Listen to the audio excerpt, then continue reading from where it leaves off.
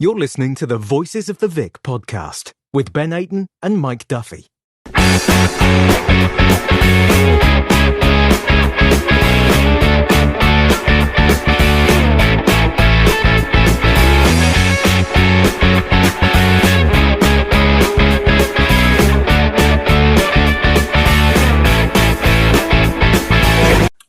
Thanks for joining us again, as you would have heard, on our new intro music. It's a new sound to Voices of the Vic. Just want to say a big thank you to Pete Weeks, who did that for us, and also a big thank you to my co-host, who is with me, ladies and gents, Ben Aiton, for setting that up. Absolutely brilliant. We hope you enjoyed it. Ben, a new sound to Voices of the Vic, a new, new sound to Voices of the Vic. We've obviously got these new podcast interviews as well, so some very exciting times coming up to be on the podcast, Ben. How are you feeling about that, and how are you today? Yeah, no, it's really exciting stuff. We've been talking for a while and we wanted to bring something new to the show and add new features. So, really happy with the feedback we got from our fans that listened to the podcast on the opposition fan coming on last week. That was really good to hear that everyone enjoyed that. The new voiceover is brilliant. New intro music as well. We've also worked on a few GIFs that we're going to start using as well. So it's an exciting time at the moment. But also for myself, it's exciting as well. Baby's due next Wednesday. It's Wednesday the 9th of September. So it's getting very close now. So exciting times, mate, on podcast and it is indeed. Fatherhood. Personal. Yeah, absolutely, mate. Absolutely. How are you? And very good. Very good to be back. It's been almost 2 weeks since we've last been back. Has it? Oh, wow. 2 weeks. I couldn't believe it. But there is a reason for that. It's because nothing has been going on. Not that we've been told anyway. We've had a friendly in that time and we still don't know who was actually in that team. There's whispers about what the team was, but we still don't know. And there's like 3 or 4 players in that team that haven't even been announced yet. So it's been manic. It's weird, isn't it? It's like they've gone on a media lockout, haven't they? They've told everyone there's a pre-season friendly, and then they're like, right, we're not going to tell anyone. And then even Scunthorpe Twitter account was getting in on the fun, weren't they? They was calling the Watford players Watford player. So Watford player had a good game. But we just wanted to know who was playing, weren't we? We wanted to know if Luis Suarez was in the team. We wanted to know if maybe Saar was there. But silence from the Watford admin, which was strange. It is strange, but one player that will definitely be there next season is Glenn Murray. Now, I tell you what, when we started this podcast, for the start of this season, our first podcast back, knowing that we're in the Championship, Glenn Murray was not a name that I thought I would have on my lips. Like, I just did not see it coming. Nobody saw it coming whatsoever. I think what happened was he was rumoured. He was then having a medical, and then he signed, like, all in one day. That was possibly the weirdest and best kept secret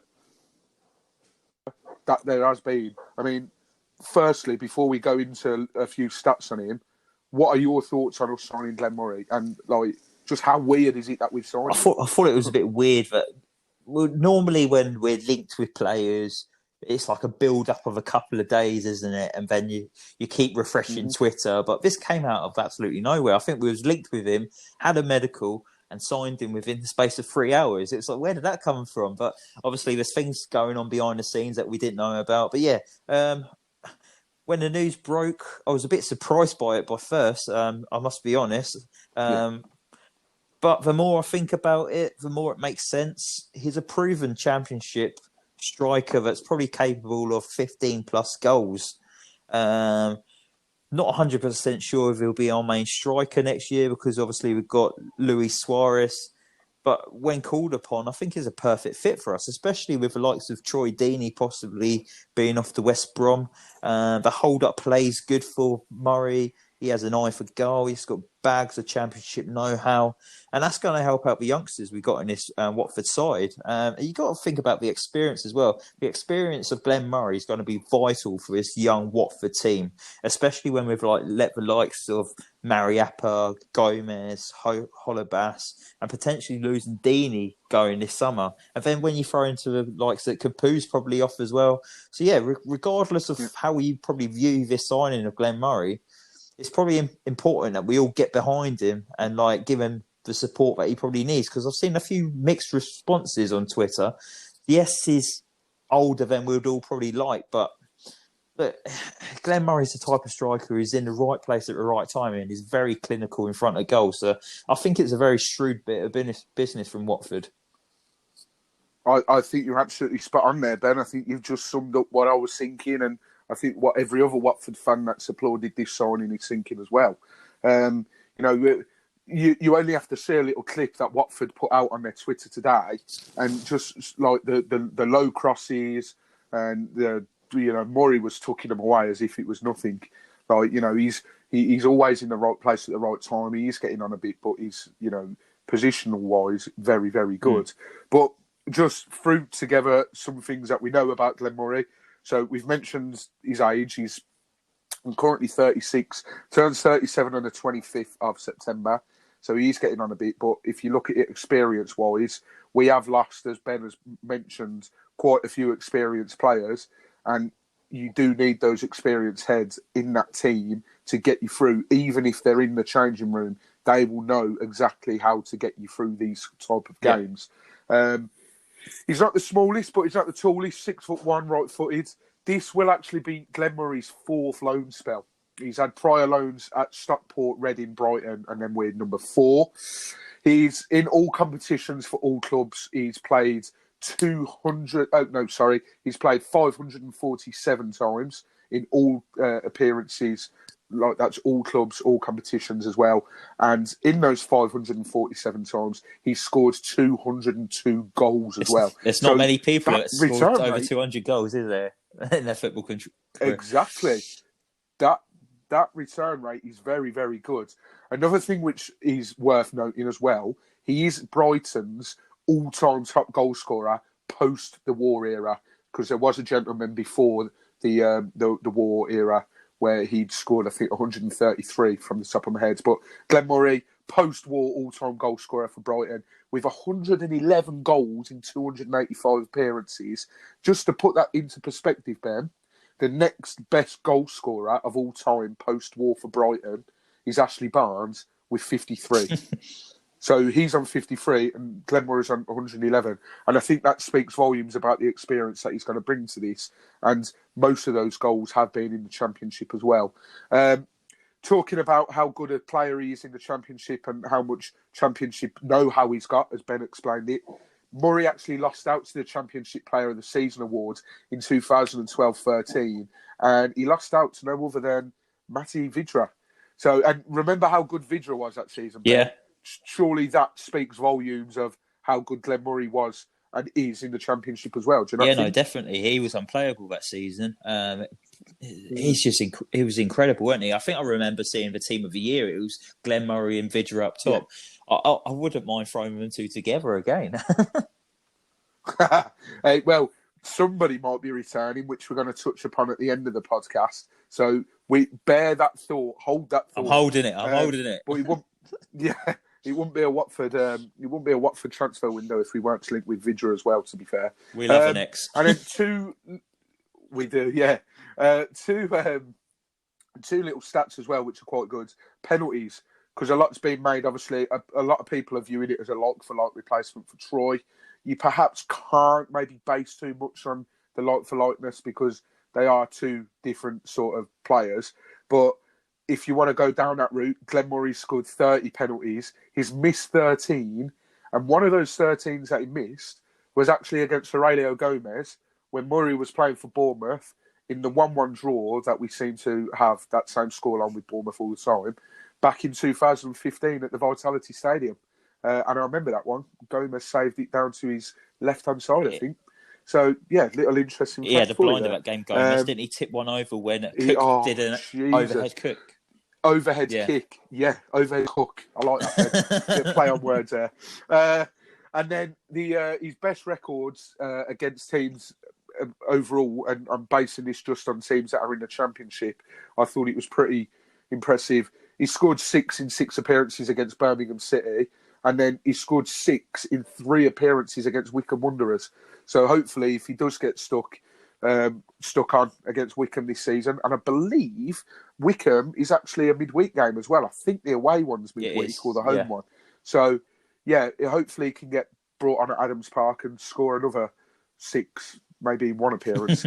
But that's the information that we've gathered to him. Now, me and Ben thought it would probably be a good idea to speak to someone that would probably know a lot more about Glenn Murray and about the style of play and about how he might do and whatnot. So we actually spoke to Josh from the Together BHA podcast earlier today. And Josh is based in North Carolina in the USA. So we really appreciated his time with it being 5 hours behind there. So this is what we said with Josh earlier on.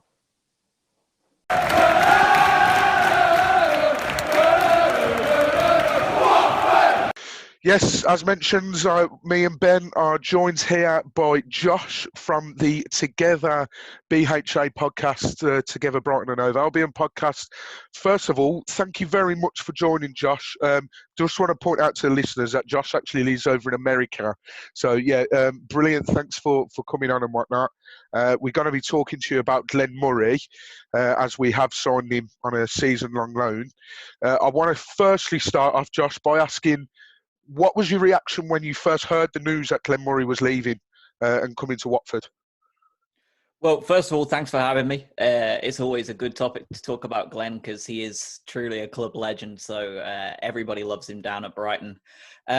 So when it happened, it was something that on my kind of end of season show, I said that I thought that we would see Glenn leave, but it came out of nowhere anyway. Like, we didn't have any kind of rumor that he was going anywhere, nothing.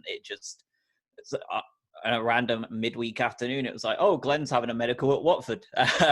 And it was a shock in that we didn't see it coming in the rumour mill, but it wasn't a shock on that end result. I think we all expected Glenn to move on.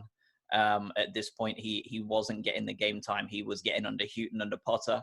And, a championship team is a logical place to go because I think he's still going to smash in the goals at that point. So it wasn't a surprise, but it still kind of came out of nowhere at the time of the move.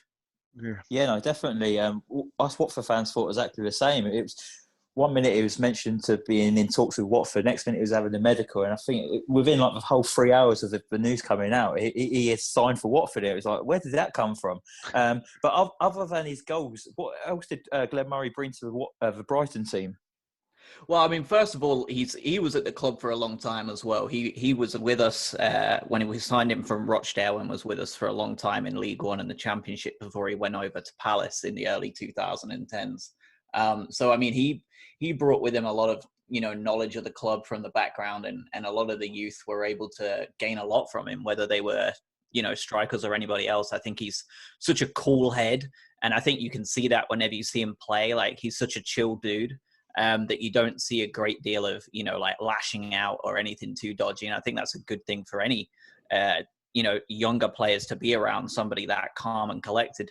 But more than anything, as opposed to his goals, that build-up play and holding up the ball, he did a really thankless job under Houghton in that second season in the Premier League, holding up the ball, just being that player to win fouls and get us out of a rut when we were just under pressure constantly. And I think that, if he's not going to be scoring goals at Watford, he'll be winning you fouls in dangerous positions. He'll be holding up the ball for other players to play onto, and he's going to be playing that classic target man role. Yeah, you mentioned an array of skills that he possesses and, experience that he brings to Brighton.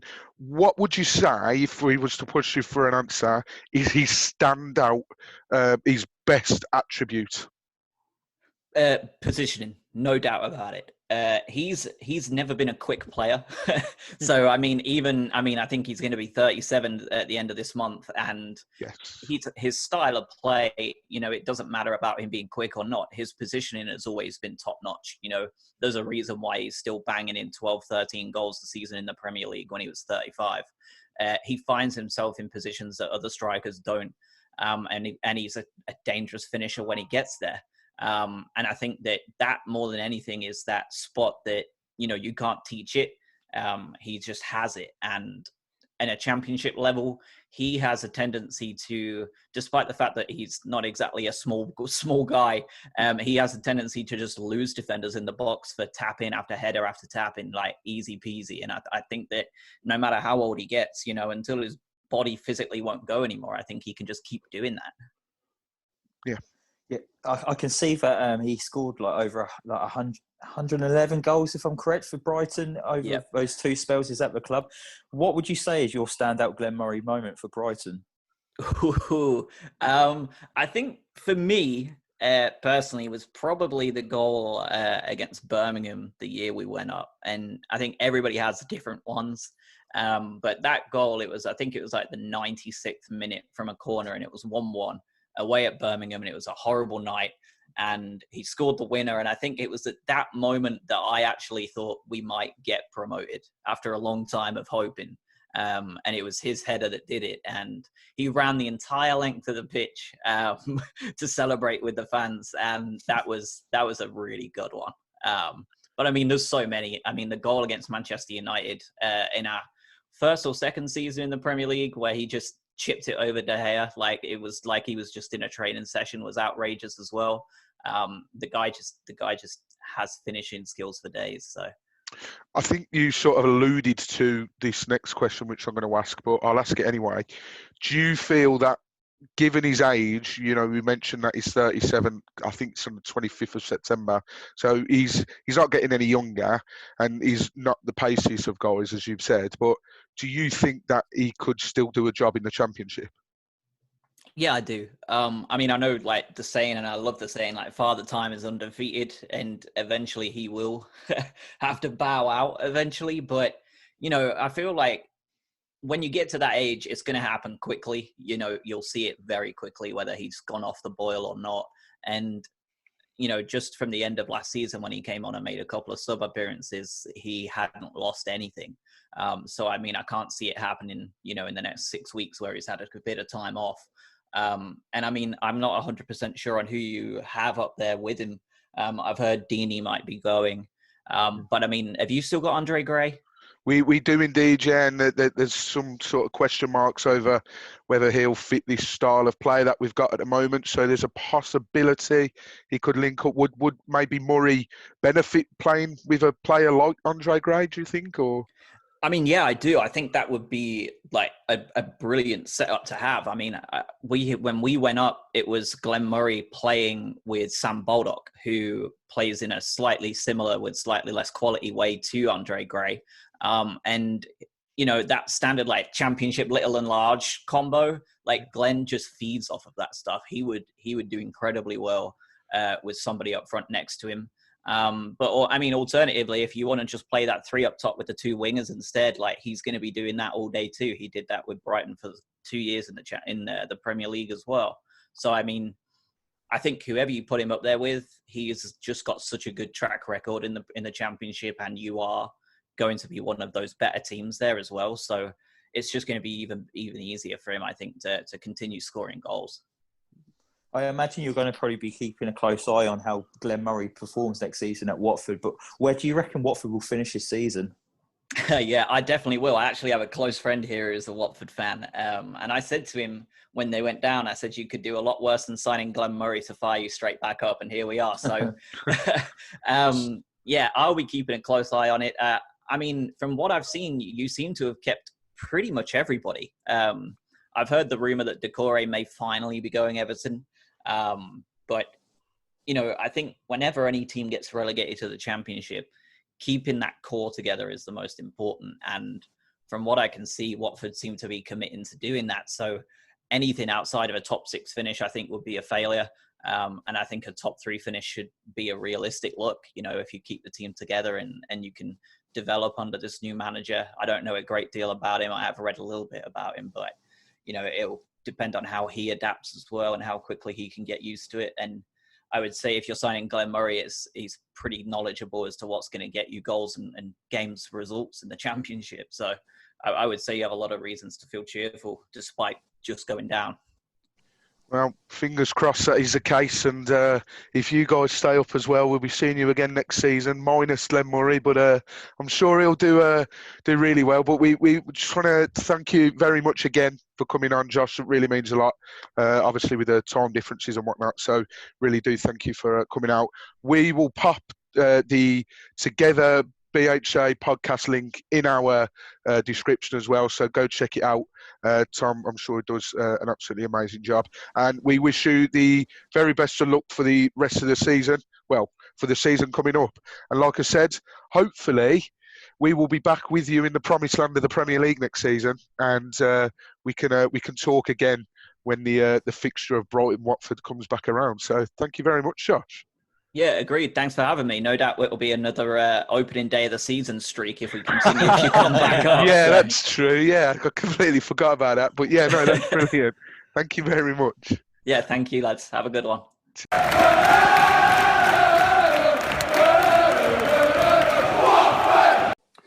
Some very interesting points there, Ben. Some things to look forward to by the sounds of it. They sound absolutely gutted that they've lost him. Yeah, I really enjoyed that interview with Josh. I loved everything he was saying. It was very similar to like how we feel about Troy Deeney, isn't it? He's a cult hero, isn't he? And scored so many goals and performed really well for him. But yeah, he seems to think that his age isn't going to bother him, and he can drop down to a championship and he's going to perform and get the goals that we probably need to get promoted. So yeah, really enjoyed listening to that. Glowing, a glowing CV. Report, yeah, I think absolutely, Dan. And hopefully Josh is right, and we do get top three. And as I said to him at the end, there, hopefully we'll be joining them next season, providing they stay up as well. And it was a very wise answer, if you're really listening to this, Josh, to give us for that table prediction of how they think we're going to do this season. You can come on again next season. Another man who's actually well known for loads of appearances in the Championship is an ex-manager, ex-assistant manager as well of ours, Aiton Mullins. Moving on, we all love Aiton. You know, the work he's done for the club in his two brief spells. And the work he's done for the under-23s with Stacky. I think it was only a matter of time before he was going to get a job, you know, at another club, maybe more permanently in the first team, whether it be an assistant manager or an actual manager role itself. And that's exactly what's happened.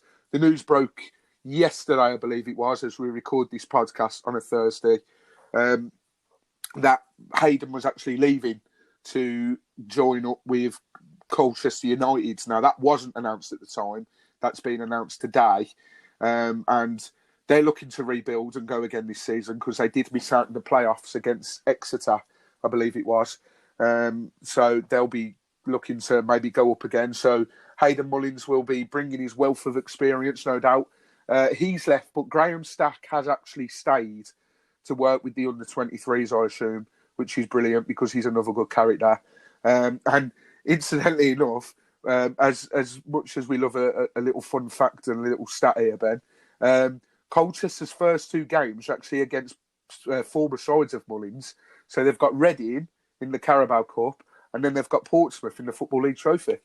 Well, a nice little stat to finish that little piece on, eh? Yeah, that's brilliant for him, ain't it? He can reminisce with his old pals. Yeah, but just touch on Ben. How brilliant was he? You know, considering that he didn't keep us up, but I did think he was a good breath of fresh air and, you know, a good coach. I really do wish him the best. I'm sure you agree with me. Yeah, no, definitely. Like you've touched on, he's a decent guy. He's got the respect from the other players. He's a very, very good coach. He got his ideas across really well with the under-23s, where he did a terrific job with them. I think he improved them dramatically. We've spoken about the youngsters before, and Harry Kuehl, he had an absolute nightmare as our under-23s manager, but Aiton Mullins hit the ground running, and he did a terrific job. Yeah. Also, when he came in and looked after the first team, I thought he improved the team when he came in at Leicester away. and Palace at home after the Yeah. sacking of Quique Sanchez Flores. So I thought he did a brilliant job there. And yeah, it was just under difficult circumstances for him last season, wasn't it? But he gave it his absolute all, and that's all we asked for. But yeah, I wish him all the best at Colchester, and hopefully it's not long until he actually gets his first managerial job. Absolutely. I think that experience, as you've just touched on there, with, managing us twice on two separate occasions and the sort of pressure of a relegation battle, albeit we did get relegated in the end, but that experience is vital, and that will help him in his role. And like you say, we wish him all the best at Colchester United. I'll certainly be keeping one eye on their scores this season, and hopefully they can overcome the disappointment of losing out to Exeter in the League Two playoffs last season, as I said. Now, I'm getting good at these links, Ben. I've just mentioned Exeter. I'm now about to talk that used to play for Exeter. I'm getting good then, Ben. You're getting good, but I don't want you to get too big for your head at the moment. Just bring yourself down a peg or two, all right? Yeah. Season's not even started yet, and you're just gone. It's the new music, isn't it? And the voiceover. You're like, oh. It is. It's just got me excited. I'm like a kid at Christmas. No, fair play. I like what you're doing. It's very smooth at the moment. Let's see if it carries on. I imagine there's a bump in the road. Yeah, no pressure. yeah, exactly. Yeah, but yeah, no. The person I'm talking about is Matty Grimes. Now, if you guys haven't seen on Twitter, it's been so quiet, and like everyone's like, what's going on? And then since we signed Glenn Murray, all these transfer rumours are coming up from nowhere. So if you haven't seen already, Matty Grimes, who's the captain of Swansea, has been linked with us. And he's been touted to be the Capoue replacement, which even the Capoue move's gone a little bit quiet. But we don't have much on Matty Grimes. But Ben, you've sort of looked into it a little bit as well. And you've said you've watched a few clips of him and whatnot. And you think he would be the ideal person to replace Capoue. Is that right? I think it's if there's anyone in the Championship that you'd probably want to come in, it would probably be Matt Grimes. He'll be a great replacement. He's one of the best midfielders in the Championship. He could fit the system that if it wants to play as well. I've seen also quite good stats that he actually completed the most passes, most touches on the ball last season, and most successful tackles in the Championship for any player last season. Wow. It's kind of expected with a Swansea side. They like to play with the ball at their feet, don't they? But he's a left-footed midfielder. He sprays the ball diagonally out wide a lot from the videos I've seen, which is good because that's what Capoue used to do, wasn't it? He always pinged it over for Sarr, and then Sarr was away onto the last defender. So that looks good. He looks very good technically. Has great feet. He's very quick with his feet as well. Comfortable and confident on the ball. He just looks like the complete midfielder, really. He looks like he's a set piece player taker as well. Not as much as taking free kicks to score, but he takes the corners and he takes wide free kicks to cross them in. And he got a fair few assists for Swansea last season doing that. So I wouldn't expect him to score many free kicks, but he is going to be helping out with the assists, I'd imagine. But it's also good that I think we've might have spoken about this before. We need to get recruitment right this season, and I think looking at a player like Matt Grimes and also bringing in Glenn Murray it's the right way. It's the right path we're taking this season. He was the captain of Swansea, a side that nearly clinched promotion last season. So that shows that we're addressing the lack of leadership in our side. We were saying last season we had no leaders in the side. If we get him in, that's another leader in the pack. And also Glenn Murray is a leader. Yes, he is indeed. And this, although there's quite a big age difference and whatnot, but this signing, if it's to go ahead, would remind me of two signings where one was very nearly a signing and one was a signing. The Ben Watson signing, because he was absolutely crucial. He was, and Glenn Murray sort of reminds me of the Ben Watson signing as well. And another player who we were linked with, which would have made so much sense if we got him, funnily enough, that was the same season, and I think we went for Watson because we couldn't get him, was Jay Spearing from Bolton at the time. Two very, very similar sort of moulds in terms of the experience in the division. As you say, Matty Grimes captained Swansea last season, who narrowly missed out on a promotion. But he's been around in the lower leagues as well. He joined Swansea from Exeter in 2015. He's had 3 loan spells. He was at Blackburn when I believe they're in League One. He was at Leeds as well, and he was at Northampton. So, 2 big teams in the form of Blackburn and Leeds. So he'll know what the pressure's like with the expectation of the fans there. And then Northampton for the lower leagues as well. He will have the experience of playing in the divisions. And you mentioned his assists. He's got 242 appearances in all competitions for all clubs. Only 12 goals, but 31 assists. Which isn't too bad, to be honest, for a player who's 25. And he's only recently started, really, playing regular first team football. So, yeah, I hope you're right. And we don't want to talk too much on him because we'd hate for us to completely ramble on about him for a good 20, 30 minutes. And then we end up not signing him because Steve Cooper's done an interview today. I would imagine it's in preparation for all of the Carabao Cup games that they're doing at the moment. But he said that he'll be included in the squad for Saturday and there's no official bids being made. And it's rumoured that we were getting him for 8 million. There was also a rumour flying about that there was a medical booked in for tomorrow on Friday, but we'll see. If it materialises and we get him, it'll be an absolutely brilliant signing. I think it all depends with our outgoings at the moment. It depends how quickly we are to move maybe Decore on, which frees up another space in the squad. So, yeah, I imagine once that Decore deal goes through, we'll probably submit a bid for Matt Grimes. Yeah, and just to touch on that Decore deal as well. So, thank Ben, you're getting in on the act now. You're helping. I felt left out, so I thought I might as well join him. Yeah. So just to touch on that Decore deal, we have to credit. I don't know his full name. I'll use his Twitter name, but we have to credit Lou Orns on this because he's been absolutely superb with what he's reported so far, and it seems to be spot on with what he said. The initial fee is 22 million, rising to 25. It sounds as if the Potsos wanted more to be paid straight away, but they're expecting it to be around half to be paid straight away, and then the rest will be paid in instalments. But it will be 22 rising to 25 million, which I believe also we were never asking for more than 25 million, although Sky Sports, I believe, said 30 million and 35 at times. But I know we've touched on him quite a lot in the last few episodes, as that's really been quite a long ongoing and the worst kept secret in football transfer. But just to touch on it looks like it's pretty much done, Ben. Yes, we know that Decore hasn't had the best of seasons, but at the same time, it will be sad to see him go. Yeah, definitely. He's been one of my favourite players in the last 3 years.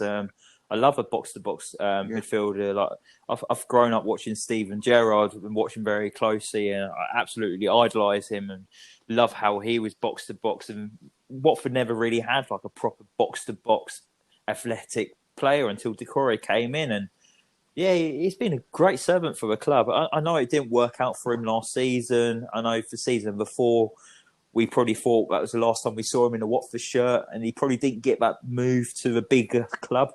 But he stuck around last season. I think he started off better than he ended the season. But yeah, good servant for the club. I think it's time to cash in on him now. We signed him for 9.5 million from Rennes, and now we're selling him for 25 million. So it's just another example of another fantastic gem we've found in the Pozzo scouting network, really. But I wish him well for the future. I know he's going to Everton, so he's going to enjoy playing Premier League football still. But I would always welcome him back to the Vic. If he's one of these players, if he came back, I know some players don't like clapping players that have moved on and that, but I would give him an applause if his name was read out on a team sheet if we was playing Everton, because I think he deserves it. He's been a great, fantastic servant for the club.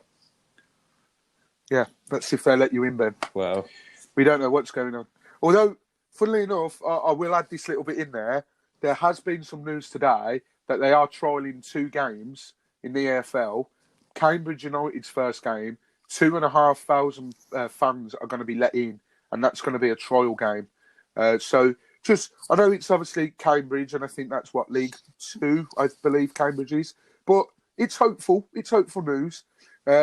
So hopefully we edge a little bit closer to being allowed back into the grounds and whatnot. let's hope so, mate, because they've Yeah. been trialling it non-league at the moment. Because, like we know, we both follow Berkhamsted on Twitter and that, and that's my hometown team.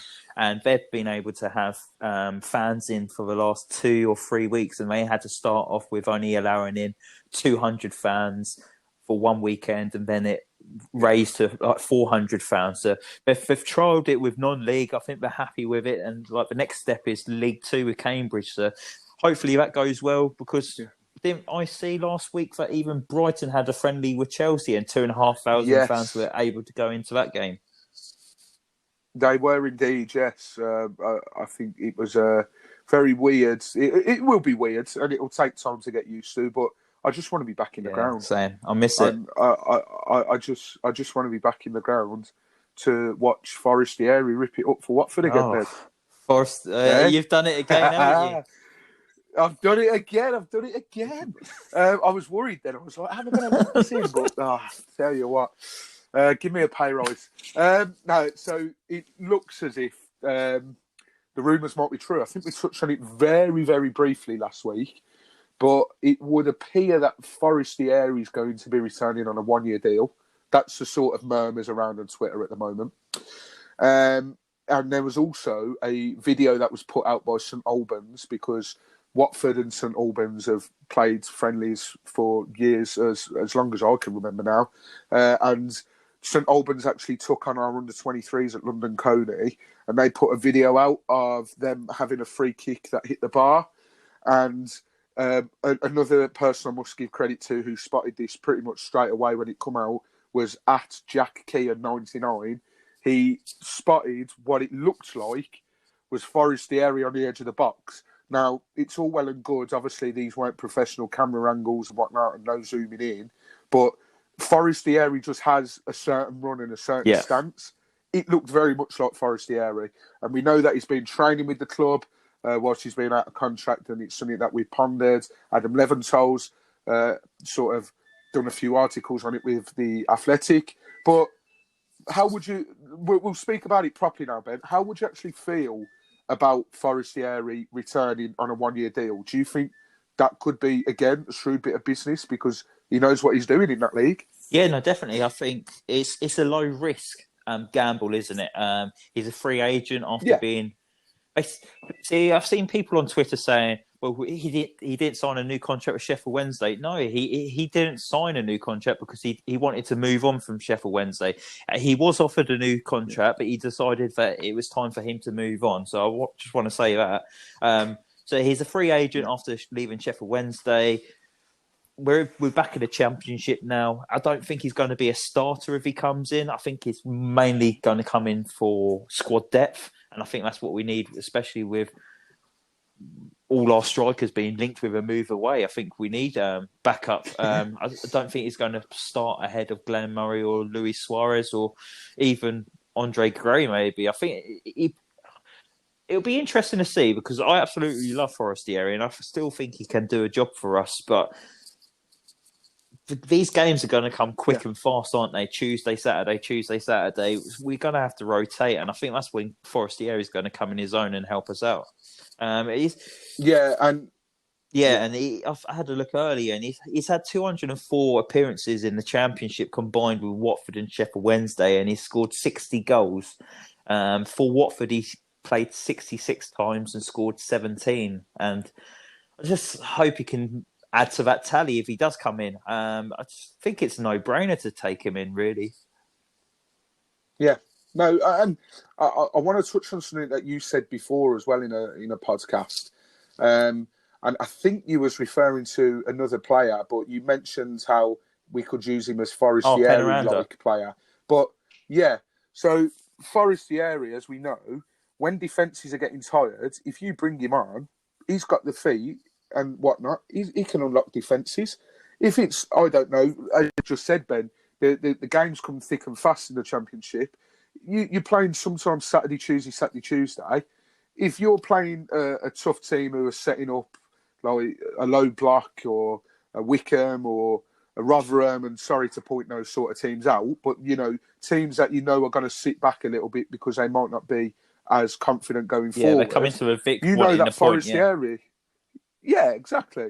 That Forestieri is going to wiggle his way through these defenders. He'll pick up little fouls. He'll pick up the odd penalty, I'd imagine, as well. So, like you said, I think it's very low risk. He's been at the club before, so he knows what we're about.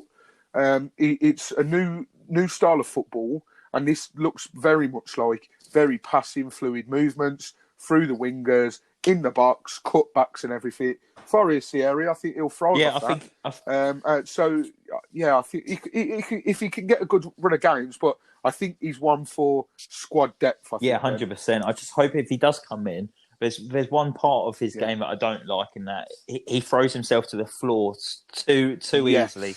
So if he is to come in, because I know fans don't like it, and they might get on his back, but I just hope he does that and stays on his feet, because if I remember right, wasn't we had a away game at the Valley against Charlton? He committed a foul, got booked for it, and then he got a second yellow card for diving and was sent off. Or was it the other way round? Yes. I remember he got sent off, but didn't we win that game? Wasn't that the game that Tommy Hoban won it for us? I'm not sure. Was that even the game that Troy Deeney scored that goal from outside the box? Oh, Christ, that was unbelievable. Yeah. Bergkamp-esque. I know what you mean, though. I know the point that you're making. But, yeah, it is frustrating seeing the player go down as much. He's not as bad as Diego Fabrini was, but it's still something that you do not want to see. Diego Fabrini, do you remember when he went 6 foot in the air to dive to win that penalty at Reading?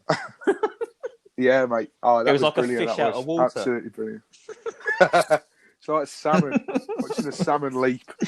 Oh, God, memories. We'll get him back. We'll see what he's doing. He's in the Italian third league. Get the old band back together.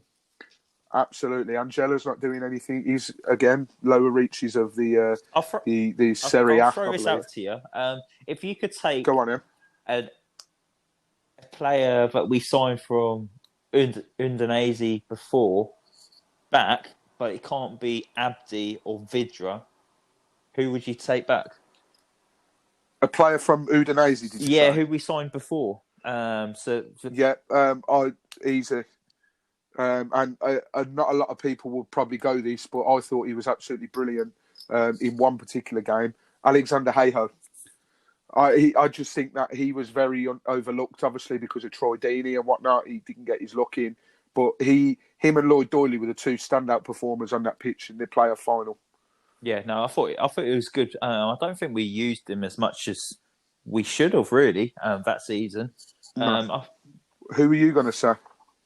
Angela. I thought he was brilliant. I felt sorry for him when we got rid of him after we got promoted to a Prem. I thought he should have been given a go. I thought the Prem would have suited his style as well. But look, it's all ifs and buts, isn't it? Also, another one, maybe Tokyo.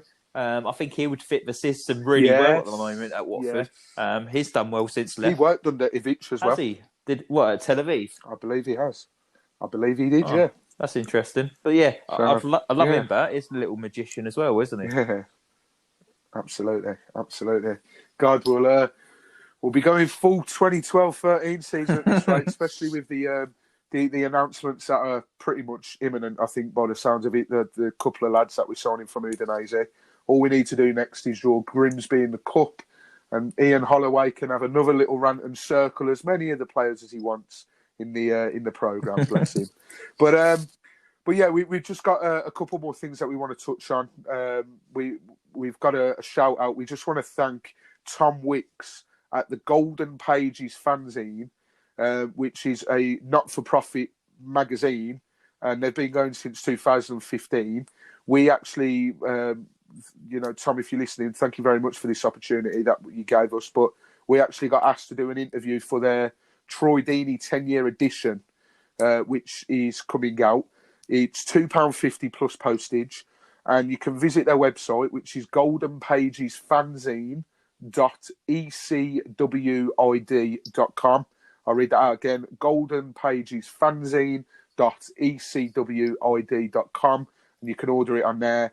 Go and follow them as well on Twitter, at Watford Fanzine, and the editor as well. Follow him, Tom Wicks, his name is. His handle is at Wicks Football.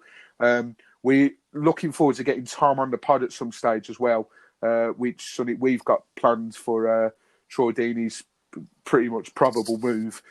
So keep your eyes peeled for that as well. And we also retweeted the link about it as well. So go and check that out as well. And thank you very much again, Tom, if you are listening, for the opportunity. I think it's probably best, the best way to end the show is to talk about a very important month now that it is September. I just want to thank Ben, my co-host, for sort of bringing the awareness to the podcast account and making the awareness sort of visible from the podcast account. September is actually Suicide Prevention Month, and we'd just like everyone to know that even though we are a podcast account, whether it's on our podcast account or on our personal accounts, our DMs are always open for a chat. You know, it's so important that if you're feeling down about anything, it doesn't have to be football related because we're a football podcast. It doesn't have to be. If you're feeling down about anything and you just need somebody to speak to, we cannot stress enough. Anyone will not stress enough how important it is to reach out, and not only reach out to people that you may not know, but reach out to your loved ones as well. As the suicide figures are just absolutely staggering and mind-blowing, especially how it's been in lockdown. We know how tough it's been for people and how tough, you know, it is in general, but especially with lockdown. We've tweeted information on it. We've tweeted a list of numbers as well, which if you need to speak to someone, please do not hesitate to dial those numbers. And there's also something that we've put out as well, which is a very brilliant document, which I really suggest you give it a read. It's just 50 ways to reach out to someone without asking how you are. And I just cannot stress it enough. If you're feeling down, I know I keep repeating it, but I generally cannot advise it enough. Our DMs are open. Just please, if you listen and you struggle, don't hesitate to give us, you know, a shout. We'll be there 24/7. Look, Ben's got to get used to waking up early, so even if it's 2 a.m, you know, someone will be there to check it and whatnot. But in all seriousness, you know, we can't stress it enough, can we, Ben? You know, it is something that we do want to bring visibility to, and it is a big month this month in terms of that. I'm sure you'll agree. Yeah, there. I can't add anything on top of that. You've absolutely done that spot on, mate. So well done for making everyone aware of how important this month is. And yeah, like you say, if anyone needs anything, anyone wants to talk, our DMs are open and we'll be there for them. Yeah, absolutely. And you know, so something we'd usually end the show on, but with it being such a sort of a big thing, for more than one reason, you know, we're more than happy to speak to anyone if they're feeling down and whatnot, even if it's just a chat about how your day's going. Really, the DMs are open. But yeah, something a little bit sobering to end the podcast on, but also very, very, very appropriate in this day and age. But yeah, we want to thank you very much for listening to the podcast. We've tried to keep it as short as the last couple have been. And we really hope you enjoyed the new sound, the new music. And like me and Ben have been saying for ages, we've got some really interesting stuff coming on. You know, we've done interviews, which you'll get visibility of. We've got projects coming up with other podcasts, which I'm sure we'll release more information about soon. We've got a possible Troy Deeney edition, if and when he leaves. So there's lots and lots of things that we've got planned up our sleeves, which we can't wait for you guys to actually see the end product on. But as always, thanks very much for joining. And as more news breaks, you know, we'll be there, whether it's on Instagram Live just to quickly touch upon it, or whether it's on a podcast. And it's not long now until we return. Football returns, the Premier League. We are 8 days away from the opening day of the season against Middlesbrough at home. We will, of course, be back to speak about the Middlesbrough game. But thank you very much for joining, and we really hope you enjoyed it. Stay safe and keep cheering on the Horns from home. And yeah, come on, you Horns.